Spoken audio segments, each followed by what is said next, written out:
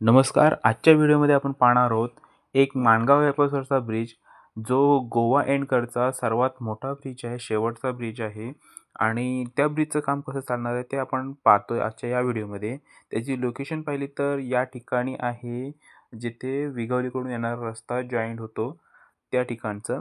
So हा ब्रिजचं काम अनेक दिवसापासून आपण पाहतोय. माणगाव एअरपोर्टचे जे मोठमोठे व्हिडिओ आपण पाहिल्या, त्याच्यामध्ये आपण नेहमी त्याला कव्हर केलं आणि तेव्हापासून आतामध्ये काही फरक जास्त जाणवणार नाही. कारण का इथं भराव टाकलेला होता आणि आताही तेवढाच दिसतोय.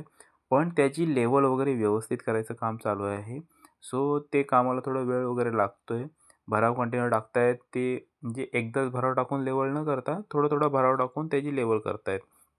आणि नंतर इकडं पुढे आलेलो होतो आपण त्या ब्रिजच्या खाली.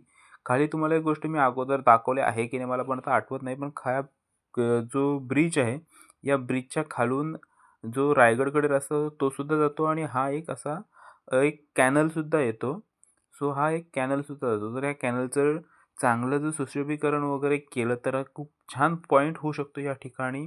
2 महत्त्वाचे रस्ते या ठिकाणी जोडले जातात. एक रायगडकडून एक मुंबईला जाणारा रस्तासुद्धा इथून जातो आणि वरून हायवे तर जातोयच आणि एक कॅनलसुद्धा. तो एक खूप छान चांगला असा स्पॉट या ठिकाणी होऊ शकतो आणि रस्त्याचं इथल्या ब्रिजचं काम तर एवढं काही फास्ट चालू नाही. दोन्ही साईडचं भरावाचं काम चालू आहे. ती साईड पाहिली, आता पलीकडच्या साईडला आपण आलेलो आहोत आणि पलीकडच्या साईडला सुद्धा पाहू शकतो की जी भराव केलेलं होतं, पण जी साईडला मुख्य भिंत पाहिजे, जी भराव पकडून ठेवते, बाहेर जाऊन देत नाही. त्याच्यासाठी ती भिंत बांधण्यासाठी किंवा ते प्लेट वगैरे लावतात, त्यासाठी इथं जागा करण्याचं काम चालू आहे.